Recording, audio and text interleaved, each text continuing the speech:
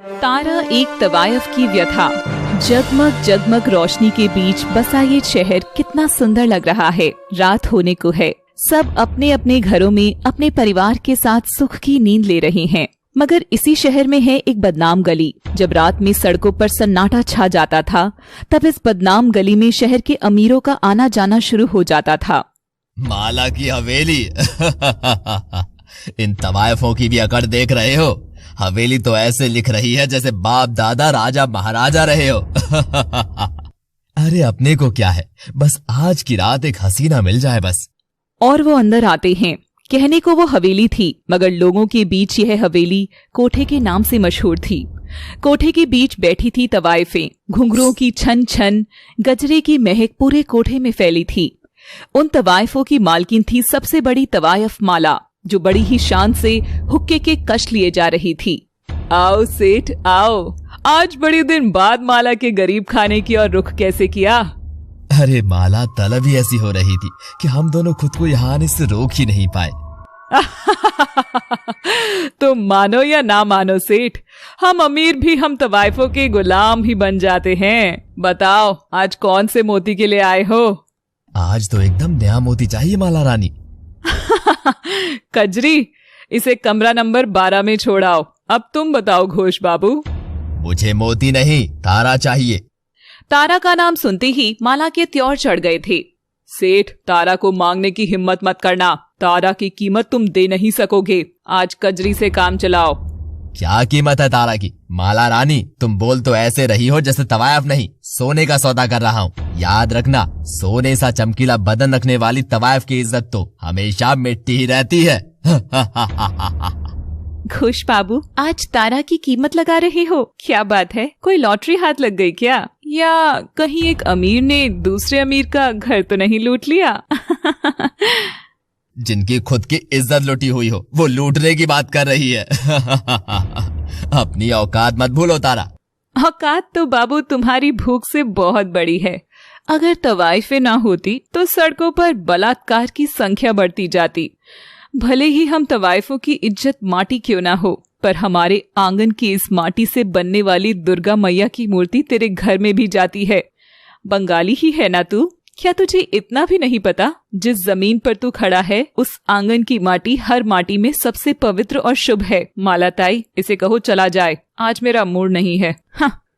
घोष का बहुत अपमान होता है और वह संजय के साथ चला जाता है।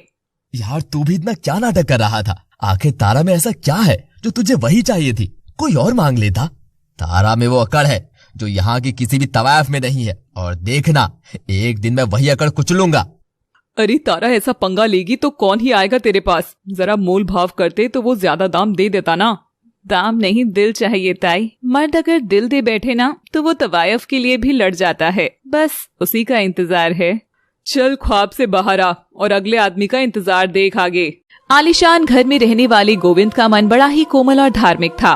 वह सुबह उठकर सबसे पहले ईश्वर का नाम जपता था, फिर मंदिर जाता, पूजा करता। नाम जपते जपते कल सुबह पूरी हो जाती। गोविंद को पता भी नहीं चलता था।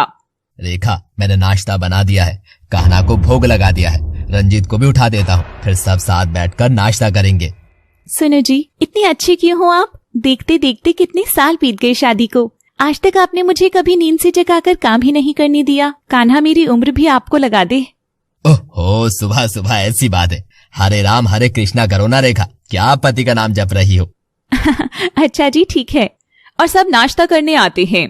हमारा लाडला हर्ष कब लौट रहा है? पता नहीं जी, कहकर तो 2 दिन का गया था, शायद जल्दी ही वापस आ जाएगा। भैया, वो आपने दुर्गा पूजा के लिए मिट्टी मंगाई थी तो मैं ले आया। दुर्गा पूजा के लिए? ये तो मुझे किसी ने बताया ही नहीं।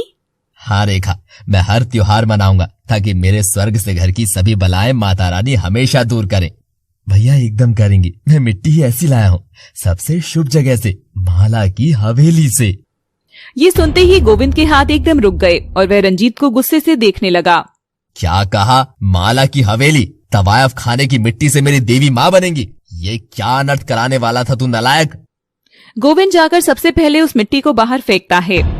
जो औरतें खुद को बेचती हैं, अपनी मान मर्यादा तक त्याग चुकी हैं। इस घर में वहाँ की मिट्टी तो क्या, वहाँ की धूल भी इस घर में नहीं आएगी। पर भैया, सब कहते हैं वहाँ की मिट्टी शुभ है। बस तू वहाँ गया था ना, सबसे पहले तो नहा करा, और हम आम मिट्टी से ही बना लेंगे माँ की मूर्ति। मेरी मैया भक्ति की भूखी है, मिट्टी की नहीं। गोविंद की नजरों में बदनाम गली का तवायफ खाना जहान की सबसे घटिया जगह थी। हर्ष अपने दोस्तों के साथ बैठा हुआ था, सब मस्ती मजाक कर रहे थे। ओके, तू विवेक ट्रूथ या डेयर? डेयर। तो बता तेरी कोई डीपेस्ट डार्केस्ट सीक्रेट। बताता हूँ, बस तुम मुझे जज मत करना। मैं एक बार माला की हवेली में गया था। हाँ, क्या ये सच है विवेक? हाँ दोस्तों, बस ये बात मेरे घर वालों के सामने भूल कर भी मत बता देना, वरना वो मेरी टांग तोड़कर उसकी माला बनाकर मुझे ही पहना देंगे। क्यों हर्ष, तेरा मन नहीं करता क्या तवायफ खाने में जाने का? सब लड़कों का तो करता है। मन का क्या है, यूं मुट्ठी बंद कर लिया तो मन तो अपने ही काबू में है। पर मैं तो खुश हूँ अपनी गर्लफ्रेंड के साथ। वही गर्लफ्रेंड जिसे किसी ने देखा नहीं और उसे सुना भी नहीं, तू और तेरे ख्याली पुलाव। तारा, तुझे इतना विश्वास क्यों है कि तुझ पर दिल लगेगा दाम नहीं? विश्वास तो मुझे तब भी बहुत हुआ था जब मेरा बापू मुझे इस कोठे पर बेचकर चला गया था। फ्रॉक पहने नन्ही तारा अपने बापू की उंगली को थामे सड़क पर चल रही थी। बापू, हम कहाँ जा रहे हैं? मैंने कहा था ना तारा कि तुझे शहर में नए कपड़े दिलाऊंगा, तो चल वहीं चलते हैं। और उसके बाप ने उसे खड़ा कर दिया था माला की हवेली पर। ले माला और मुझे मेरे पैसे दे। शाबाश, ले ही आया ना आखिर इसे तू, और कर दिया साबित कि मर्द हमेशा मर्द ही रहता है। ले पैसे और दोबारा यहाँ मत आना। बाबू, कहाँ जा रहे हो बाबू? मुझे तो ले जाओ, मुझे यहाँ अजीब लग रहा है। तारा रोती हुई अपने बापू को जाता देख रही थी। सुन तारा, यही है हम तवायफों की जिंदगी। लोग आते हैं, पैसे फेंकते हैं और हम बिक जाते हैं। हम बिक रहे हैं, ये हर कोई देख रहा है, मगर ये अमीर हमें खरीद रहे हैं, ये कोई नहीं देखना चाहता। अब तेरी भी यही जिंदगी है, इसे रोकर जीना है या हंसकर, वो तेरा फैसला है। और कुछ सालों बाद माला ने तारा को भी तैयार करके कोठे का हिस्सा बना दिया। तारा के कमरे में शहर से अमीर लोग आते गए जाते गए और ये सिलसिला चलता गया। और उस दिन माला ताई की बात सुनकर मैंने हंसकर जीने का फैसला कर लिया था। मगर तू जानती है कजरी, विश्वास कितनी बार ही क्यों ना टूटे, आप ये करना नहीं छोड़ते हैं। मैं जानती हूँ मेरे दिल का दाम लगाने वो जरूर आएगा। रात में फिर से माला की हवेली में जोर शोर से मर्दों का आना जाना शुरू हो गया था। तभी काला कंबल ओढ़े रात के अंधेरे में एक आदमी वहाँ आता है और वह माला के सामने जा खड़ा होता है। आओ बाबू रंजीत, बड़े दिन बाद आए हो। माला ताई, बदनाम गली में आने से पहले देखना पड़ता है, कोई देख ना ले, ऊपर से मेरा संत भाई भी ना। उफ। जन्नत में आने के लिए मरना तो पड़ेगा ही ना सेठ। बताओ क्या लोगे आज? बस जन्नत ही चलेगी। और माला रंजीत को एक कमरे में भेज देती है। रंजीत का कोठे पर आने जाने का सिलसिला पुराना था और आगे भी चलता गया। एक रात रोज की तरह ही रात में कंबल ओढ़े हुए वह आदमी माला के सामने जा खड़ा होता है। धन्य बाग हमारे जो आप इस माला की हवेली में पधारे गोविंद बाबू। उस काले कंबल के पीछे और कोई नहीं, भगवान का भक्त गोविंद ही था, जिसके माथे पर ना कोई चंदन का टीका था, ना ही चेहरे पर कोई मासूमियत थी, तो बस भूखे मर्द की हैवानियत। गोविंद कंबल हटाकर जोर से हंसता है। माला ताई, ये नशा भी ऐसा नशा है कि कितने ही दिन बाद क्यों ना हो तब भी उतरता ही नहीं है। आपसे ही माला की दुकान चल रही है साहिब, वरना आजकल ये चिंदी अमीर दाम के नाम पर बस छुट्टे पैसे देते हैं। आप बताइए आज किसके पास जाना है? माला ताई, भगवान का भक्त हूँ और नजर का पक्का। जहाँ एक बार दिल अटक गया तो अटक ही गया, पर इस बार मैं मजे करने नहीं आया हूँ, मजा खरीदने आया हूँ। माला ये सुनकर चौंक जाती है। क्या तुम मेरी तवायफ खरीदना चाहते हो? दाम जो तुम बोलो माला। गोविंद सेठ, जानते हो ना माला की तवायफ बिकाऊ नहीं है। कजरी ये बात जाकर तारा को बता देती है। मुझे माला ताई पर विश्वास है कजरी, वो कभी भी मुझे बेचेगी नहीं। बचपन में एक बार तो तारा का विश्वास उसके बाप ने तोड़ा था। क्या इस बार माला उस विश्वास को बचा पाएगी? तारा और कजरी की बातों से एक बात तो तय थी कि माला सबका सौदा कर सकती थी, मगर तारा का नहीं, क्योंकि कोई अपने सोने का अंडा देने वाली मुर्गी को दूसरे को क्यों ही देगा। देखो गोविंद बाबू, आपकी जरूरत माला तो समझती है, मगर उन बाकी मर्दों को कौन समझाएगा जिन सबकी जरूरत मेरे इस कोठे का सबसे नायाब हीरा तारा है। अगर उस तारा को ही तुम्हें दे दूंगी तो फिर मैं और मेरी लड़कियां क्या खाएंगी? आखिर इसके लिए ही तो रात में शहर के सारे सफेद पोश अमीर यहां अपनी हफस बिखेरने आते हैं। गोविंद के 1000 बोलने पर भी माला उसकी बात नहीं मानती है। रेखा की नींद खुलती है और वो गोविंद को बगल में ना पाकर बेचैन होकर उठ जाती है। ये कहाँ गए? कहीं ये फिर मंदिर में रात का जाप करने तो नहीं गए?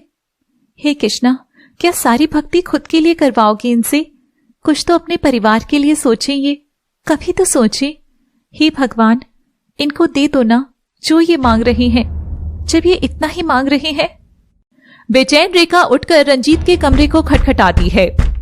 हाँ भाभी, आप सोए नहीं इतनी रात को भी? वो तुम्हारे भैया यही है क्या? वो नजर नहीं आ रहे। अरे भाभी, वो भक्त हैं, जरूर किसी मंदिर में माथा टेकने गए होंगे। आप सो जाइए। रेखा चली जाती है और तभी रंजीत घड़ी देखता है। वैसे मेरा भी समय हो ही गया है मेरे वाले मंदिर में जाने का। माला रानी, शिकार तैयार रखो, मैं आ रहा हूँ झपटने। तारा कजरी का हाथ थामकर खिड़की के पास खड़ी आसमान निहार रही थी। क्या देख रही है तारा? देख रही हूँ कि ये तारों से भरा आसमान कितना विशाल होता है ना कजरी। इसमें पंछी पंख फैलाकर जितनी दूर चाहे उड़ सकते हैं। ये बड़े बड़े विमान भी अपने आप में समा लेते हैं। नटखट लोग पतंग उड़ाते हैं तो कोई जलती लालटेन छोड़कर अपनी ख्वाहिशें इस आसमान से कह देता है। बड़ी शायराना हो रही है तारा। इन तारों में से वो जो सबसे चमकीला तारा है ना, वो तू ही है। एक ऐसी तारा हूं जो इस आसमान में ना कभी जा सकती हूँ, ना ही कभी खुले में उड़ सकती। इन मर्दों ने हमारे पांव में पैसों की बेड़ियां बांध रखी हैं। हम तवायफ चाह कर भी खुले में सांस नहीं ले सकते। अगर जरा सा भी बाहर निकले तो ये बेड़ियां खींचकर हमें फिर से दलदल में फेंक देंगे।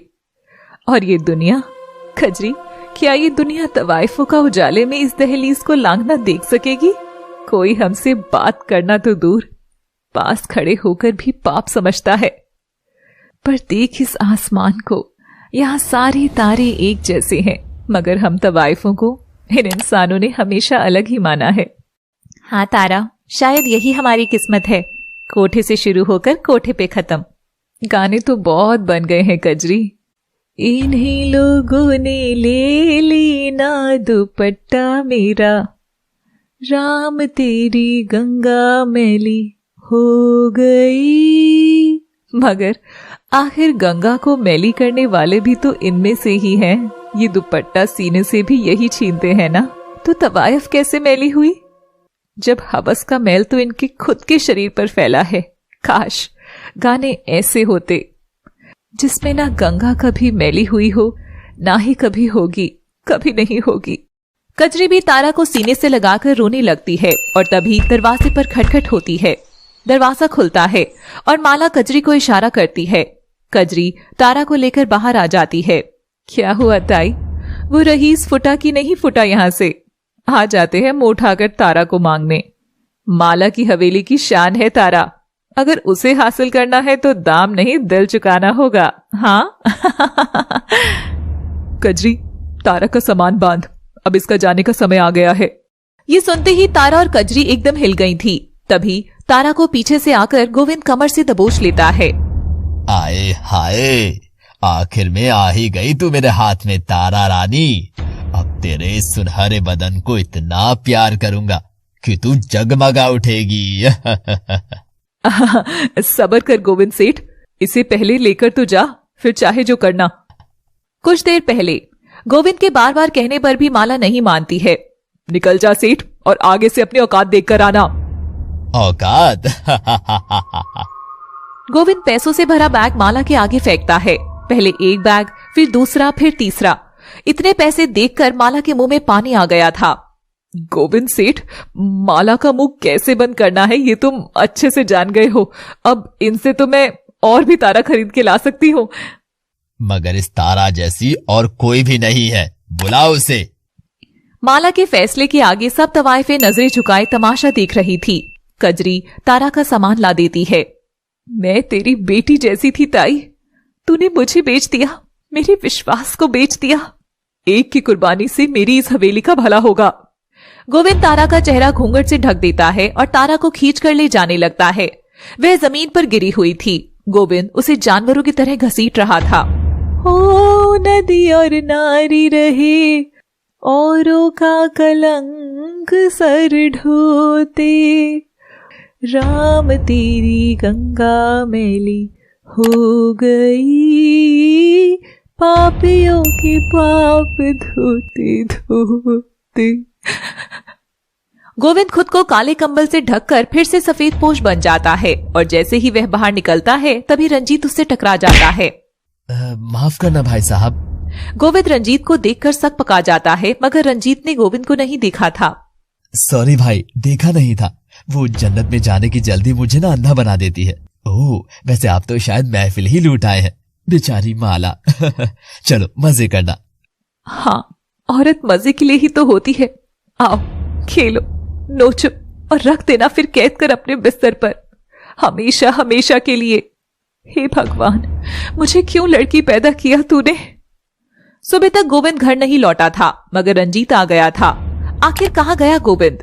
शहर में माला की हवेली की जगह एक जगह और थी जहां अमीरों का आना जाना था, ओबरॉय होटल, जिसमें आते थे शहर के बड़े अमीर अपनी अय्याशियों के लिए। उस होटल के एक कमरे में बिस्तर पर पड़ा था गोविंद और बिस्तर के एक कोने में अपनी लुटी हुई आबरू को सिमटे हुए पड़ी थी तारा। तारा की आंखों से उसके सारे टूटे सपने बिखरे हुए थे। मैं एक ऐसी कैद आ गई हूं बाबू, जहां से शायद अब कभी नहीं निकल पाऊंगी। तुमसे वादा किया था कि रुकूंगी, तुम्हारे दिल को मेरे से मिलने तक कैसे भी ये तारा सिर्फ तुम्हारी होगी। मैं हार गई। तारा सड़क पर खड़ी रास्ते को निहार रही थी और देख रही थी वहां से जा रहे उन दो कदमों को जो शायद अब कभी लौटकर नहीं आने वाले थे। तारा वहीं खड़ी रही, मगर वक्त भागता चला गया।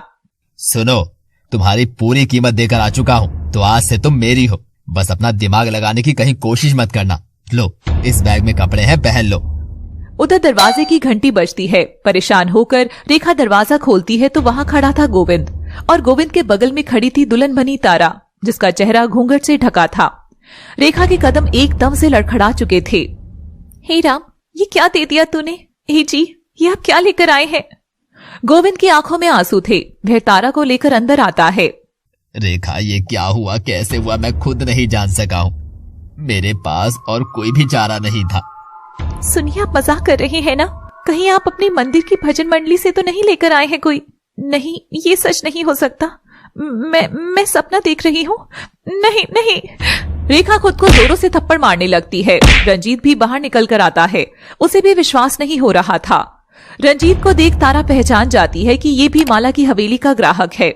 वाह, सारे दरिंदे एक ही घर में। अच्छा है, अब सारे मुझे ही नोचकर अपनी भूख शांत कर लेंगे तो दूसरी लड़कियां तो महफूज रहेंगी। हम तवाइफों का तो काम ही सड़क पर लड़कियों को सुरक्षित रखना है, क्योंकि तवायफ खाना ही कुछ दरिंदों की भूख शांत कर हादसे होने से बचा लेता है। रेखा, संभालो खुद को। यही भगवान की मर्जी थी और इस परिवार की भलाई। मैं ऐसी परिस्थिति में खड़ा हो गया था कि मुझे इसे अपनाकर घर लाना ही पड़ा। गोविंद आधा अधूरा सच बताकर रेखा को समझाना चाह रहा था। भाई, ये सच नहीं है ना? आप तो देवता है, आप भाभी के साथ ऐसा कैसे कर सकते हैं? रंजीत, मेरा तन मन सिर्फ भगवान और रेखा के नाम ही रहेगा। बस ये लड़की घर के किसी कोने में रह लेगी। तारा खुद लाश की तरह हो गई थी। वह सबको उधर ही छोड़कर घर के कमरे में चली जाती है। अब तक तो किसी ने तारा का चेहरा भी नहीं देखा था। इसे भी मैंने भगवान की मंजूरी मानी है। कल घर में एक जश्न होगा, हर्ष के वापस आने के नाम, और फिर सब ठीक होगा। उस रात रेखा के सोने के बाद गोविंद फिर से तारा के कमरे में आता है और उसे बकवास करने लगता है। रोज सुबह माथे पर चंदन लगाने वाला गोविंद हर रात को माला की हवेली में जाकर तवायफ के बदन को नोचता। यही था उस गोविंद का सच। डैडी, ये बड़े लोगों की पार्टी है। मैं और मेरे दोस्त जरा रूम में जा रहे हैं। आजकल के बच्चे भी ना। रेखा, तारा भी घूंघट कर तैयार होकर बाहर आती है। गोविंद उसे लेकर आता है। महफिल है और लोग भी हैं। तुम तो नाचना गाना जानती ही हो, तो शुरू करो अपना मुजरा। लोग भी देखें कि गोविंद क्या हीरा खरीद कर लाया है। तारा मजबूर होकर नाचना शुरू करती है।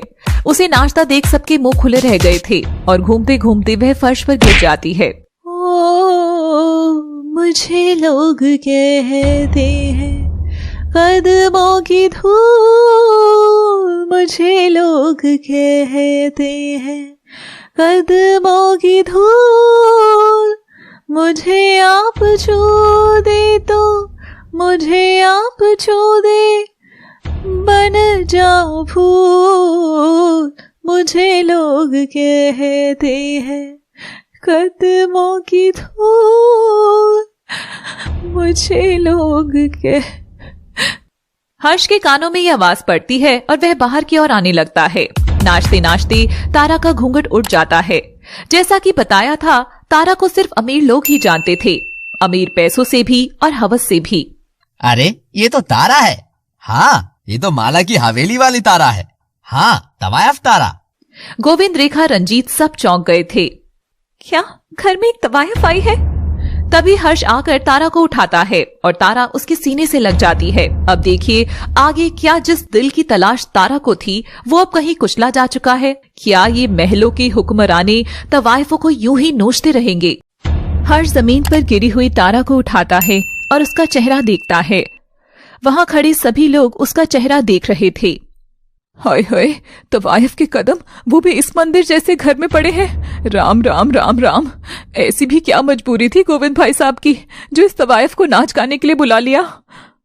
तुम? तारा हर्ष को देख हैरान थी। तारा कुछ बोल पाती कि तभी रेखा उसका हाथ पकड़कर उसे दूर करती है। बेटा तू इससे दूर ही रहे, मत छू इसे।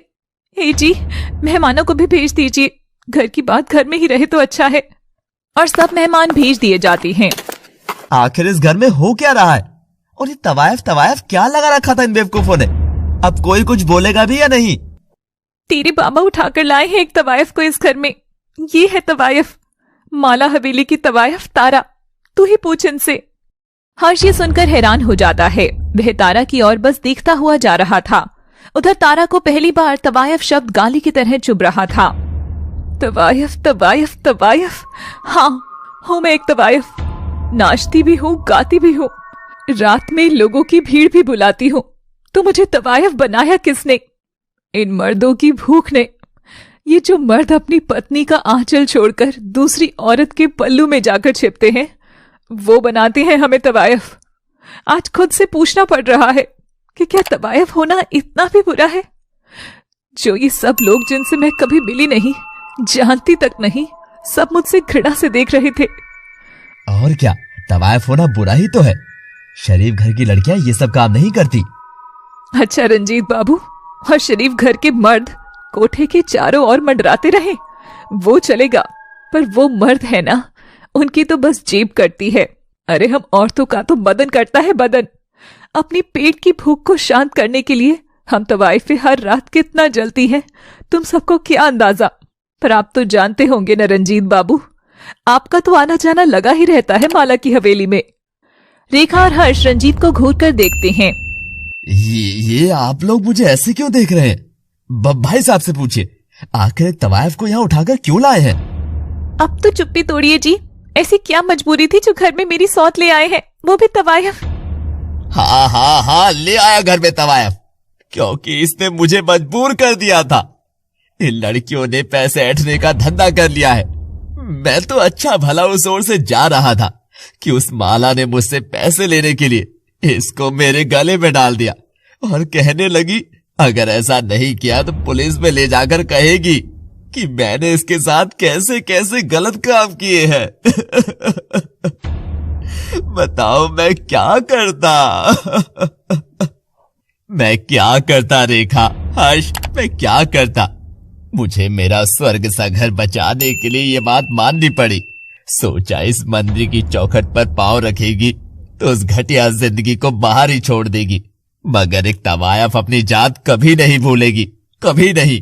बस बाबा बस, अगर यही बात है और इस तारा को यही रहना है तो ये रहेगी, यही रहेगी, मगर अब इस घर में तवायफ शब्द कोई नहीं बोलेगा, कोई भी नहीं। तो भैया मैं तारा को क्या बुलाऊं, छोटी भाभी या फिर? गोविंद रंजीत की ओर घूर कर देखता है। तारा रोती हुई कमरे में चली जाती है और उधर चालाक गोविंद अपनी चाल चल ही चुका था।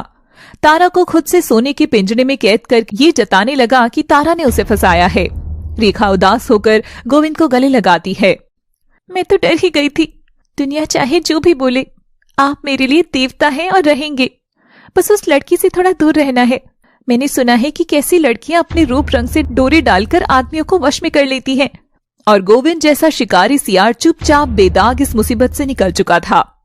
तारा अपने कमरे में आकर खूब हंसती है। वाह वाह रे तेरी बनाई हुई रीत भगवान। औरत शादी करके मर्द के साथ रह लेती है तो वह इतनी अंधी हो जाती है कि यह देख ही नहीं पाती कि उसका मर्द बाहर तेरी सौत बना रहा है। औरत होकर औरत को नहीं समझने वाली दुनिया कितनी सुंदर है तारा, ये कितनी सुंदर है। तारा सो जाती है। आज जमाने बाद कहीं ना कहीं रात में उसे बिस्तर पर आराम से सोने का मौका मिला था। आज उसे कोई नहीं नोच रहा था। आज कोई भी दरवाजे पर आकर उसका सौदा नहीं कर रहा था। मगर आखिर कब तक? तारा के कमरे का दरवाजा खुलता है और आहिस्ता से कोई अंदर आता है। वह तारा को सोते हुए देख रहा था। अचानक वह तारा के ऊपर झपट पड़ता है और उसका मुंह दबा देता है। मत करो, आज मत छू मुझे, मैं बस थोड़ी देर सोना चाहती हूँ। और तभी वह कमरे की रोशनी जला देता है। वह गोविंद नहीं हर्ष था। हर्ष और तारा एक दूसरे को देखते हैं, पर तारा की आंखों में हया भरी हुई थी। तारा, ये सब आखिर तुमने मेरा इंतजार क्यों नहीं किया? और ये तवायफ, ये सौदा, ये ब्लैकमेलिंग, ये सब आखिर क्या है? तारा कुछ नहीं बोलती है, मगर हर्ष तारा का चेहरा उठाकर अपनी ओर करता है। ये तब की बात है जब आलीशान हवेली की खिड़की से तारा आसमान को छूने का ख्वाब देखने लगी थी। तारा क्या कर रही है? आदमी लोगों का जमावड़ा शुरू हो गया है। अब जल्दी से चल, सबसे ऊंचा दाम तो तुझ पर ही लगेगा। खजरी रुक, वहां क्या है? उस ओर जहां आसमान जमीन को छूता हुआ नजर आ रहा है। मुझे वहां जाना है कजरी। तेरा दिमाग खराब हो गया है तारा। माला ताई हमें चौखट पार नहीं करने देती और तू गगन छूने निकलेगी, छल्ली कहीं की। हाँ, चल अब।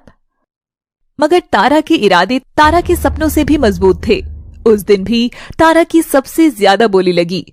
जितने मोटे पैसे उतना ही मोटा वो आदमी भी था, जिसकी उम्र शायद 50 से ऊपर थी। मगर तवाइफों को चुनाव करने की कहाँ इजाजत होती है? चुनाव तो ये मर्द करते हैं। ये सुंदर है, ये कम सुंदर है, ये मोटी है, ये नाटी है, रंग में काली है, गोरी नहीं है। इसी सब चीजों का दाम लगता था, जिसमें तारा सबसे खूबसूरत और पसंदीदा थी। तारा उस मोटे सेठ के साथ कमरे में चली जाती है। रात को तारा उठती है तो सेठ उसके आधे बिस्तर पर फैला पड़ा था। वह उठकर खिड़की के पास जाती है और फिर से आसमान निहारने लगती है। कजरी के दरवाजे पर खटखट होती है। वह हड़बड़ाई सी उठती है और दरवाजा खोलती है तो दरवाजे पर तारा चेहरा ढके खड़ी थी। ये सब क्या है? चल कजरी, आज हमारी नीले गगन को छूने की बारी है। कजरी उसे मना करती है, मगर तारा जिद करके उसे ले चलती है और दोनों शहर दूर वादियों में पहुंच जाते हैं। सच में ऐसा ही लग रहा था जैसे पहाड़ आसमान को चूम रहा हो। कजरी, तू भी झूम ले इस खुली हवा में, इस हवा को महसूस कर। यहाँ कोई सौदेबाजी नहीं होगी।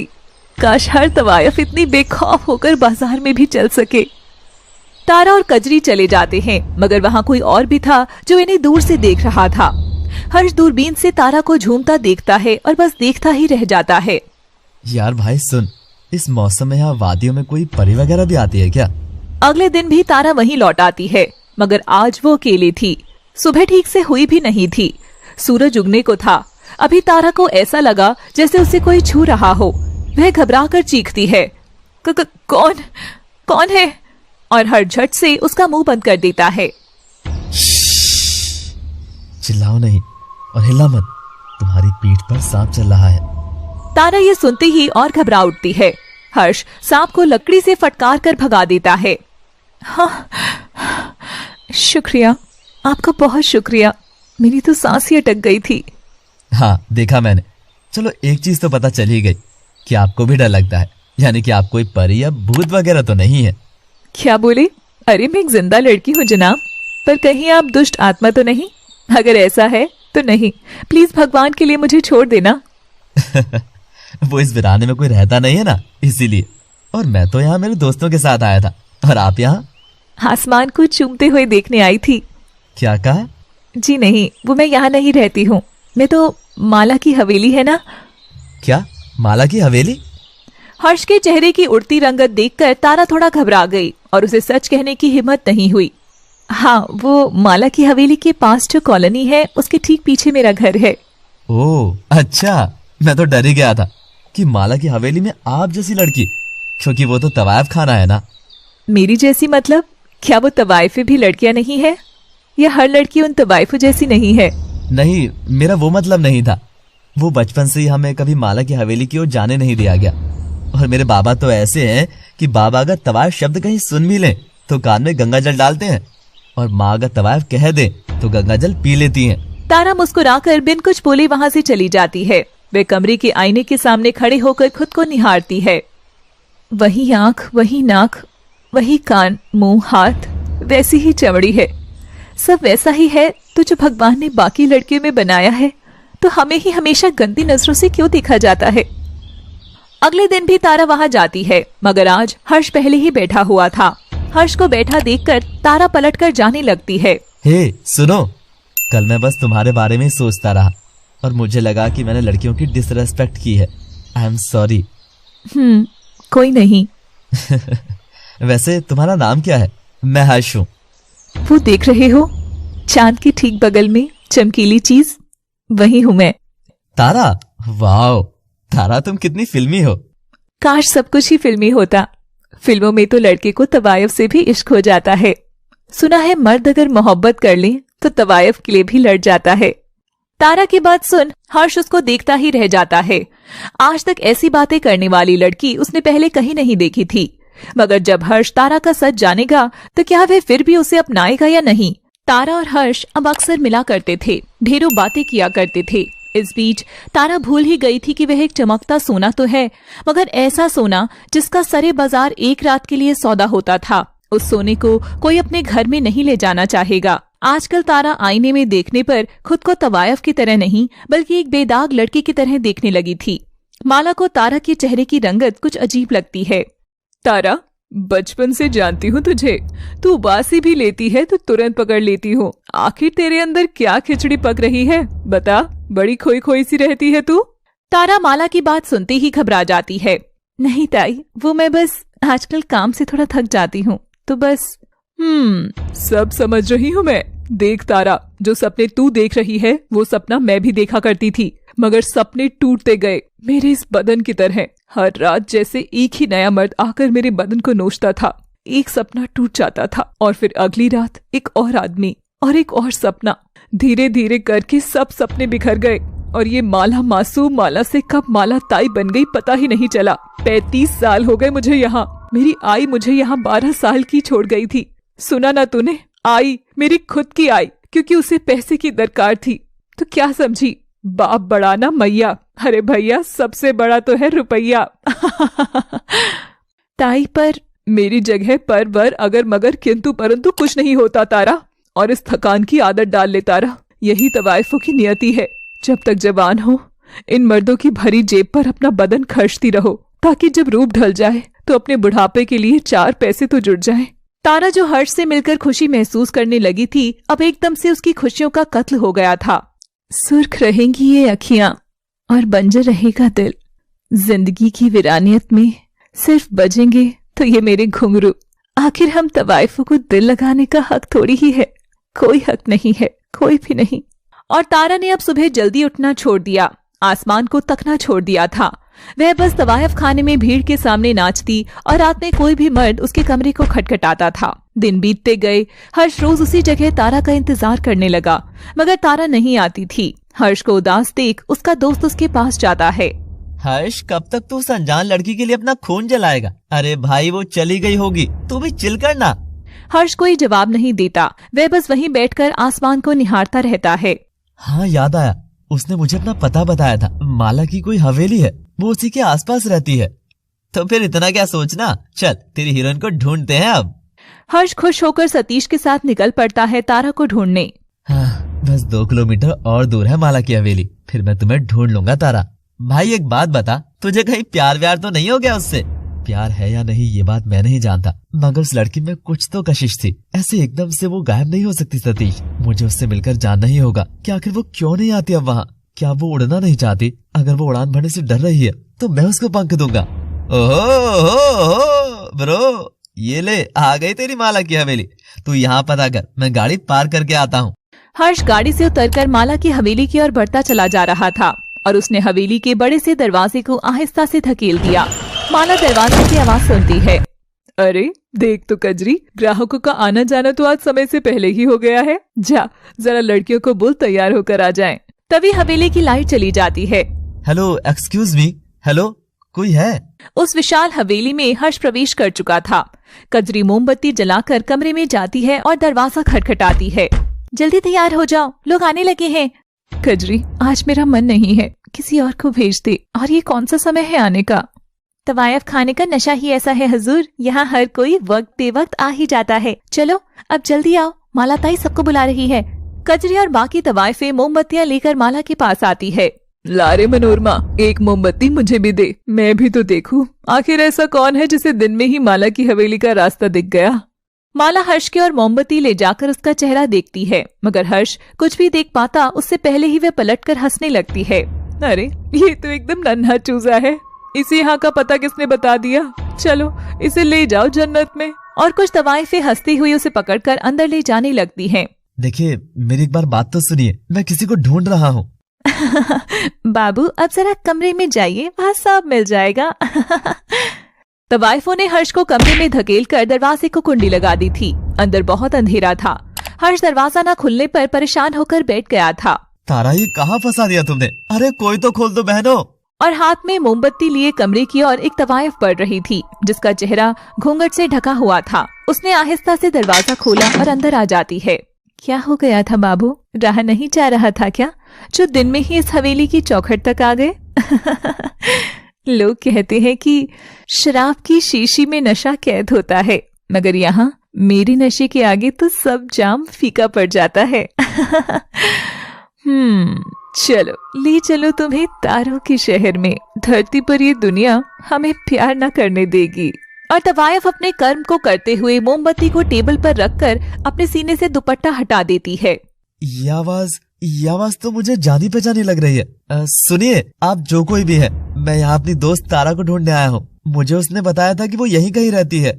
सामने अपनी आबरू का सौदा कर रही तारा अपना नाम सुनते ही घबरा जाती है। तभी हवेली की रोशनी वापस आ जाती है और हर्ष देखता है कि सामने घूंघट में खड़ी तवायफ के सीने का कपड़ा हटा हुआ है। हर्ष तुरंत नजर फेरकर जमीन से दुपट्टा उठाता है और उसे थमा देता है।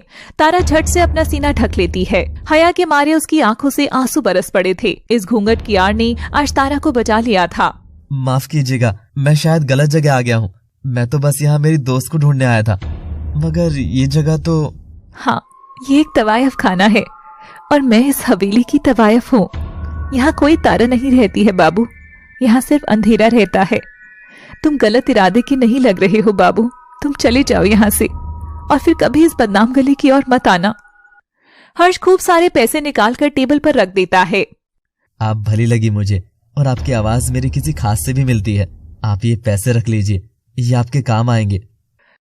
और वह वहां से सरपट दौड़ता हुआ भाग जाता है। लगता है चूजा डर गया। ऐसा क्या कर दिया तूने तारा? लगता है बहुत वफादार था ये लड़का, और ऐसे वफादार मर्द गैर औरत को बिना कपड़ों के देखकर अक्सर भाग ही जाते हैं ताई। माला ताई, ऐसे लड़के इस हवेली के ग्राहक नहीं हो सकते, आगे से ध्यान रखना। और तारा अपने कमरे में जाकर बिस्तर पर लेटकर फूट फूट कर रोती है। तभी उसके पीछे कोई हाथ रखता है। तारा चौंक कर पलटती है तो वह कजरी थी। तारा, कुछ तो बदला है तुझ में, तो कुछ तो छिपा रही है मुझसे। क्या हुआ, मुझे सब कुछ सच सच और पूरी बात बता। तारा कजरी को पूरी बात बताती है। और फिर हर्ष से रोज मिलते मिलते मैं कब खुद को भूल गई, मुझे पता ही नहीं चला। और आज जिसके पास मैं कमरे में तवायफ की तरह गई थी, वो और कोई नहीं हर्ष ही था कजरी, जिसे दिल में जगह दी थी। उसे ही इस हवेली तक बुला लिया। ये क्या कर दिया मैंने कजरी, ये क्या कर दिया? तारा कजरी से लिपटकर रोने लगती है। देख, तूने जो भी किया उसमें तेरी गलती नहीं है। हम तवायफ लोग भी हर मर्द को भूखा समझकर निकल पड़ती हैं अपना शरीर बेचने, मगर और करे भी क्या? आखिर ये पापी पेट भूखा सोने भी तो नहीं देता। मगर तारा, ऐसे कब तक चलेगा? आज हर्ष यहाँ तक आया है, यानी वो तुझे पागलों की तरह ढूंढ रहा है और आगे भी ढूंढेगा, तो तू उसे कब तक अंधेरे में रखेगी? नहीं कजरी, मैं उसे अंधेरे में नहीं रखूंगी। मैं उसे सब सच बता दूंगी। अगर वह मेरे सच को अपनाता है तो फिर ये तारा इसी आसमान के सामने उसका हाथ थाम लेगी, हमेशा हमेशा के लिए। और तारा उठकर कमरे से बाहर चली जाती है। माला की हवेली बरसों पुरानी थी, जहां कितनी ही तवाइफें आई और गईं। कुछ नहीं बदला था, मगर इस बार बदलाव हो रहा था। एक तवाइफ सपने देखने लगी थी, मोहब्बत के सपने। हर्ष उदास होकर हवेली के पास बैठा था। तभी सतीश वहां आता है। भाई पीछे पता किया, उन्होंने तो कहा कि जाओ यहाँ से, यहाँ कोई तारा नहीं है। यहाँ भी यही कहा कि यहाँ कोई तारा नहीं है। ओ भाई भाई भाई, कहीं तेरी ये तारा सचमुच का तारा तो नहीं थी ना, जो सिर्फ रात में ही निकलती थी? यार वो कोई भूतनी चुड़ैल तो नहीं थी? चुप कर यार सतीश, चल दूसरी जगह ढूंढते हैं उसे। मैं कोशिश करना नहीं छोड़ूंगा। और हर्ष पलटकर जैसे ही जाने लगता है वह रुक जाता है, जैसे किसी ने पीछे से उसके कंधे पर हाथ रखा हो। हर्ष आहिस्ता से पलटकर देखता है तो उसके होश उड़ जाते हैं। बाबा आप? हर्ष, तू इस इलाके में क्या कर रहा है? तू क्या जानता नहीं है ये शहर का नरक है, नरक। यहाँ शरीफ घर के लोगों का आना एकदम मना है। हर्ष अपने बाप गोविंद को देखकर एकदम घबरा गया था। अरे अंकल, इसे तो मैं लेकर आया हूँ। वो मेरी बहन रहती है ना यहाँ, तो सोचा उससे मिल लूं। घर चलो हर्ष, और यहाँ दोबारा भूल कर भी मत आना। और जिसकी बहन ऐसी बदनाम गली में रह रही हो, वैसे लड़कों से भी दोस्ती करने की कोई जरूरत नहीं है। बेचारा हर्ष जैसे ही जाता है, तारा हवेली से निकलकर बाहर आती है और चारों ओर देखती है, पर वह जा चुका था और तारा फिर से अपने सच को उस तक पहुंचा नहीं पाई। वह कमरे में जाकर टेबल पर बैठती है और कागज कलम निकालती है। अगली मुलाकात ना जाने कब होगी, मगर मेरा सच तुम्हारा जान लेना जरूरी है, तारा। और तारा हर्ष के नाम खत लिखती है। हर्ष, मैं जो जिंदगी जी रही हूँ वो तुम्हारे उसूल, परिवार और समाज के एकदम खिलाफ होगी। तुम मुझ तक आओगे तो मेरे इस दलदल में और धंसते चले जाओगे। न जाने कब कैसे, जब से तुमसे मिलने लगी थी, ख्वाब देखने लगी थी, फिर से जीने लगी थी। ये भ्रम सुंदर है। तुम भी मुझे अपने ख्यालों में ही रखकर उस आसमान के सबसे चमकीले तारे को देखकर याद कर लेना, और मैं चांद देखकर तुम्हें, तुम्हारी तारा। तारा उस रोज जल्दी उठकर उसी पहाड़ी के पास एक पत्थर के नीचे वह खत रखकर छोड़ देती है, मगर उस दिन हर्ष वहां आता ही नहीं है। 1 दिन, 2 दिन, 3 दिन बीत गए। बेचैन तारा अब बस खिड़की के पास ही बैठी रहती थी। ये देख कजरी को दुख होता है और वह माला के पास जाती है। कुछ देर में माला तारा के कमरे में अपनी तवाइफों के साथ आती है, जिसके हाथ में नोटों की मोटी मोटी गड्डियां थी। और माला और कजरी तारा को देख सिर्फ मुस्कुरा रहे थे। आखिर तारा की कहानी उसे किस किस गली मोहल्ले, नुक्कड़ और रहीसी महलों में नचाएगी, या हर्ष तारा की ये बेड़ियां तोड़ देगा? तारा सहमी सी माला के ठीक सामने खड़ी थी और माला और कजरी हाथ में लिए नोटों की गड्डी टेढ़ा टेढ़ा मुस्कुरा रही थीं। दोस्तों, आखिर क्या किया होगा माला और कजरी ने तारा के साथ? कमेंट बॉक्स में तुरंत बताएं। वर्तमान का दिन। गोविंद के घर में सो रही तारा के पास हर्ष आता है और दोनों बीता समय याद कर रहे थे। तभी हर्ष तारा को पकड़कर उसके कंधे भींचते हुए झल्लाता है। मैंने दिल दिया था तुमको तारा, देखो हाथ रखकर मेरे सीने पर, अब ये नहीं धड़कता। तोड़ दिया ना इसको तुमने। क्यों तारा, क्यों? हर्ष, मेरी बात तो सुनो। प्रत्यक्ष को प्रमाण की कैसी जरूरत? मैं सब देख चुका हूँ। जिस घर में मैं तुमको ब्याह कर बहू बनाकर लाने वाला था, उसी घर में तुम छल कपट करके मेरे ही बाबा की रखेल बनकर आ गई हो। नहीं हर्ष, नहीं, चुप हो जाओ, प्लीज चुप हो जाओ। चुप क्यों हो जाओ? तुम इतना सब कर सकती हो तो क्या मैं बोल भी नहीं सकता? तुम सोच रही हो ना तुम पत्नी बनकर रहोगी मेरे बाबा की, पर नहीं, तुम हमेशा रखेली कहलाओगी। तारा तारा तारा, तुम्हें पैसे ही चाहिए तो तुम मांग लेती। मेरे बाबा को फंसाने की क्या जरूरत थी? मेरे दिमाग की नसें फट रही हैं, मैं ऐसे मर जाऊंगा। हर्ष, एक बार मेरी ओर देखो, देखो, बस मेरी बात तो सुनो। हर्ष तारा की ओर देखता है और तुरंत नजरें फेर लेता है। छी, नहीं देख सकता अब तुम्हें। तुम मेरे बाबा के साथ वो सब नहीं। छी, घिन आ रही है मुझे तुमसे तारा। और क्या क्या छुपाए बैठी थी मुझसे तुम? हर्ष, वो हालात ही ऐसे हो गए थे कि। हालात इज माय फुट। ऐसे कौन से हालात थे जो मेरी हंसती खेलती माँ का घर उजाड़ने के लिए आ गई तुम? जिनकी बनना था बहू, उनकी सौत बनकर आ गई हो। हर्ष रोता हुआ वहां से चला जाता है। तारा भी बेजान सी होकर पड़ी पड़ी रो रही थी। और सुबह होती है। तारा की तो सूरज उगने से पहले ही जाग जाने की आदत थी। वैसे भी तवाइफों को रात में चैन से सोने को मिलता ही कहाँ है। तारा उठकर पूरे रसोई घर को साफ कर नहा धो लेती है और मंदिर में पूजा करने लग जाती है। जय अम्बे गौरी, ओ मैया जय श्यामा गौरी, तुमको निश दिन ध्यावत हरि ब्रह्मा शिवरी, ओम जय अम्बे गौरी। तारा की पूजा की आवाज सुन रेखा गोविंद दोनों उठते हैं और तारा को मंदिर के पास देखते हैं। रेखा ये देख क्रोध में जाकर तारा के हाथ से पूजा की थाल छीनकर उसे जोरदार धक्का मारती है। एक तवायफ के हाथ हमारे इस मंदिर पर कैसे लग सकते हैं? तेरी ये मजाल, कैसे हाथ लगाया तूने? माँ जी, मैं तो बस आरती कर रही थी। हर्ष और रंजीत भी उठकर आ जाते हैं। माँ, सुबह सुबह क्या टेप रिकॉर्डर शुरू कर दिया है? बेटा देख, इस नीच ने हमारे पूरे घर को अपने गंदे हाथों से अपवित्र कर दिया है। इससे तो आज मैं छोड़ूंगी नहीं। और रेखा तारा को खूब लात मारती है। गोविंद खड़ा खड़ा मंद मंद मुस्कुरा रहा था। इस तारा की अकड़ तो रेखा ही ठीक कर सकती है। सही कर रही है भाग्यवान। चलो अब इसे बचाकर महान बन जाता हूँ। और गोविंद रेखा को रोक देता है। बस करो रेखा, वो बेचारी मर जाएगी। और तवायफ मत चिल्लाओ बार बार, बाहर किसी ने सुन लिया तो। हमारी इज्जत तो कल रात में ही नीलाम हो गई थी जी। इस नचनिया के पांव जो पड़ गए हैं हमारे स्वर्ग में। माँ बस चुप हो जाओ। तारा, तुम उठकर कमरे में जाओ।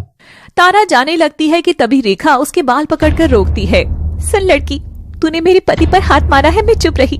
मेरे घर में आ गई, मैं चुप रही। मगर मेरे मंदिर और मेरे भगवान को फिर से छुआ ना तो तेरे हाथ तोड़ दूंगी। तारा रोती हुई चली जाती है। उसे बहुत चोटें आई थी। तारा के जाती ही रेखा पूरे मंदिर और रसोई को गंगा जल से साफ करती है। राम राम राम राम, माफ करना ईश्वर, जो आज ये पाप हो गया है। अब से ऐसी नीच लड़की का साया आप पर मैं कभी नहीं पड़ने दूंगी। हर्ष भी कमरे में जाकर तैयार होता है और बाहर आता है तो उसे तारा के कमरे से रोने की आवाज आ रही थी। वह झांक कर देखता है तो तारा खिड़की के बाहर बैठकर आसमान को देख रही थी और हर्ष को बीते दिन याद आते हैं। हर्ष और तारा पहाड़ी पर बैठकर आसमान निहार रहे थे।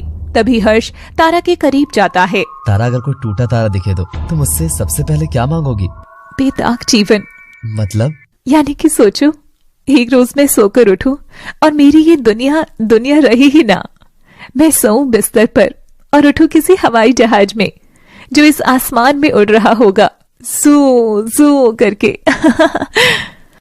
और तारा अपने हाथों को पंखों की तरह फैलाकर इधर उधर भागने लगती है। हर्ष ने इतनी मासूमियत आज से पहले कभी भी किसी लड़की में नहीं देखी थी। हर्ष तारा के करीब जाकर उसे कमर से पकड़ लेता है। धड़क रहा दिल जोरों से आवाज कर रहा था। सांसें फूल रही थी। तारा की आंखें झुकी हुई थी। तभी हर्ष तारा के बाल संवारते हुए उसके माथे को चूम लेता है। आज से पहले ना जाने कितने मर्दों ने मुझे छुआ है, मरोड़ा है, नोचा है, मगर मुझे ये एहसास पहले कभी नहीं हुआ। ये अंदर कैसी गुदगुदी है, कैसी चुभन है। मेरी सांसें, क्या हुआ है मेरी सांसों को? और तारा, और क्या मांगोगी? वो मुझे मेरी लाइफ से बहुत प्यार है, तो मैं एक ऐसी लाइफ मांगूंगी जहां मुझे कोई ना पहचान सके। क्या मैं भी नहीं? तारा हंसकर हर्ष को धक्का मारती है और दोनों भागने लगते हैं। मुझे उठा लो ना भगवान, मुझे ये जिंदगी नहीं चाहिए, बिल्कुल भी नहीं। आखिर ऐसा क्या हुआ था तुम्हारे साथ तारा कि जो लड़की जिंदगी से प्यार करती थी वो इस रास्ते निकल गई और अब मरने की दुआ मांग रही है? हर्ष दरवाजा खटखटाकर उसे दवाई देता है। लगा लेना, दर्द ठीक हो जाएगा। और अगर आगे से माँ कहे कि ये मत करो तो जिदिया बहस मत करना। अगर घर में शांति रखनी है तो, क्योंकि घर की मालकिन माँ ही है, तुम नहीं। हर्ष कड़वा बोलकर चला जाता है। उधर रंजीत गोविंद के कमरे में जाता है। बोल छोटे, ऐसे चुप चुप क्यों खड़ा है? वो भैया, मैंने माला की हवेली के सारे फल चखे हैं सिवाय एक के। अब उसे आप घर लेकर आ ही गए हैं तो क्या तारा के साथ मैं भी थोड़ी मस्ती कर लूं? ये सुनते ही गोविंद रंजीत की गर्दन पकड़ लेता है।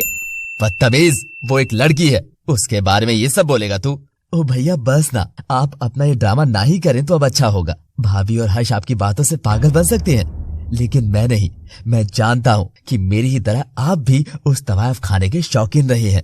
ये तू क्या बकवास कर रहा है? मैंने उस नरक में कभी कदम नहीं रखा। ये क्या बात कर रहे हैं भाई आप? मैंने बहुत बार आपको वहाँ देखा था जब आप छिपकर आते थे। बहुत बार मैंने पहचान भी लिया था, मगर मेरा भाई तो देवता है, ये सोचकर मैंने उसे मेरा ही वहम मान लिया। मगर कल रात माला की हवेली के बाहर भी मैं एकदम आप जैसे ही आदमी से टकराया था जिसके हाथ में तारा का हाथ था। तो वो कौन था? भाभी शायद बता सके, पूछ कर आता हूँ। अरे आपका शैतानी चेहरा सिर्फ मैं ही देख सका हूँ। भाभी सुनो। ए छोटे रुक तो, ये भाइयों के बीच की बात है। मगर तारा को मैं पत्नी की तरह इस घर में लाया हूँ, तो वो भी तेरी भाभी जैसी ही हुई। भाई, तवाइफों की मांग में भी कभी सिंदूर सजता है क्या? वो दूसरी औरत है और वही रहेगी, और दूसरी औरत के साथ तो थोड़ी मस्ती की जा सकती है। क्या बोलते हो? बहुत शैतान है तू छोटे। चल, ये शिकार हम दोनों भाई मिल बांट कर किया करेंगे। बदले में तू बस अपना मुंह बंद रखना, समझे? तारा को तो पता भी नहीं था कि इस सौदे के बाद भी उसका हर रात सौदा होने वाला था। तारा मायूस बैठी ख्यालों में खोई हुई थी। काश उस रात मैंने थोड़ी हिम्मत और दिखा दी होती। माला तारा के पास जाती है और उसका चेहरा सहलाती है। तभी कजरी हंसते हुए एक बड़ा थाल उसके आगे लाती है, जिसमें सुंदर कपड़े और ढेरों जेवर रखे थे। ताई, ये सब? अरे, मैं सब जानती हूँ। मेरी तारा उदास है। ये देख, ढेर सारा पैसा, और इसके बदले हमें कुछ करना भी नहीं पड़ रहा। जा तारा, आज खूब उड़। मतलब, मैं समझी नहीं। अरे तारा, आज ये पैसे हमें हमारे जिस्म के बदले नहीं मिले हैं, बल्कि हमारे असली टैलेंट की वजह से मिले हैं। शहर में शाही जश्न हो रहा है, जिसमें नाच गाने के लिए सुंदर लड़कियां मंगाई जा रही हैं, और पूरा शहर जानता है कि माला की लड़कियों से ज्यादा सुंदर तो कोई है ही नहीं। जाओ, खूब मजे करो। आज तुम आजाद हो, दिल खोल कर नाचो। चल कजरी, तारा को तैयार कर दे। तारा, कजरी और बाकी तवाइफे उस शाही पार्टी में पहुंच जाती हैं। अरे, जब पैसा दिया है तो चेहरा तो दिखाओगी ही ना बुलबुल। माफ करना साहब, हमें अभी इजाजत नहीं है। एक बार जश्न शुरू हो तो शायद कुछ बात बने। और सारी तवाइफें नाचने लगती हैं। तारा को बहुत अच्छा लग रहा था, जैसे उसके पाँव को नया जन्म मिल गया हो। सतीश हर्ष को लेकर उस शाही इमारत के बाहर आता है। यार सतीश, तू मुझे कहाँ ले आया है? मेरा कहीं जाने का मन नहीं है। पर सतीश हर्ष का हाथ खींचकर अंदर ले जाता है। अरे भाई, वो देख, वहाँ भीड़ लग रही है और खूब जबरा नाच गाना हो रहा है। चल, वहाँ चलते हैं। तू ही देख ये लड़कियां और नाच गाना। उधर तारा खुलकर नाचते नाचते खूब घूमती है। तभी उसके घुंघरू खुल जाते हैं और वो जमीन पर गिर जाती है। वाह, क्या नाचती है ये। हो, सुन साहिबा, सुन सुन सुन प्यार की धुन धुन धुन, सुन साहिबा, सुन प्यार की धुन। मैंने तुझे चुन लिया, तू भी मुझे चुन। हो, सुन साहिबा, सुन प्यार की धुन। तारा के गाने की आवाज सुन हर्ष उस वक्त दौड़ा चला आता है और जमीन पर पड़ी तारा की ओर देखता है, मगर उसका चेहरा ढका था। हर्ष उसके करीब जाकर उसे उठाता है। तारा हर्ष को देखकर चौंक गई थी। अब देखिए, क्या तारा अपने बीते कल से और वर्तमान से लड़ पाएगी? शिकार बन चुकी तारा को जहां हर्ष शिकारी समझ रहा है, क्या वह अपने बाप का सच जान सकेगा? जानने के लिए देखते रहिए तारा एक तवायफ की व्यथा, केवल लव सिटी पर। Thanks for watching.